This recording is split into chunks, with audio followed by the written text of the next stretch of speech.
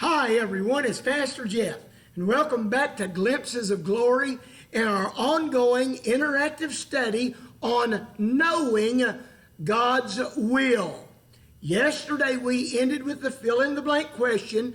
God wants us to blank Him, and your responses were to begin with the letter S.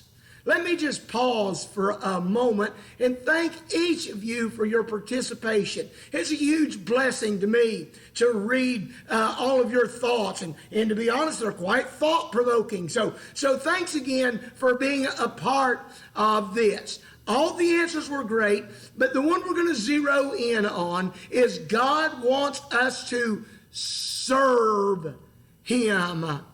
Now, I'll be honest with you, He really doesn't need us, but He wants us to experience the fulfillment, the joy of a life devoted to His service and to the service of our fellow man. He wants us to experience the joy and all that comes with it here, but furthermore, He wants us to experience the thought of hearing Him say, "Well done, thou good and faithful servant."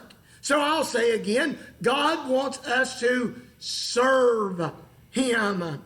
In Romans chapter 12, He said, "I beseech you, therefore, brethren, by the mercies of God, that you present your bodies a living sacrifice, holy, acceptable unto God, which is your reasonable service." In 2 Peter we read, "As every man hath received the gift, even so minister the same one to another." Now I want you to notice that the idea of the gift in that passage is somewhat ambiguous. And when the Bible is ambiguous, it's that way on purpose to allow for a wide variety of application. Let me illustrate it this way. As a 14-year-old boy, I got my first guitar and learned to play the guitar. I've still got the guitar I got way back then. And I enjoy playing the guitar. I'm not very good, but I enjoy playing the guitar. But little did I know as a 14-year-old boy that even then God was preparing me for a life of ministry. As I got a little bit older, I learned how to cook, and I was a short order cook at a restaurant, flipping burgers and such. And again, little did I know that God was preparing for me for a life of ministry.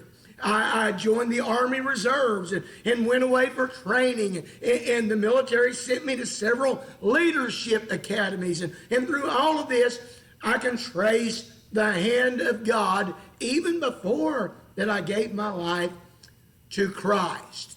Now, your gift may not be playing a musical instrument, or it may not be cooking, or it may not be teaching or preaching, but God has something for each and every one of us, and He calls us to a life of service.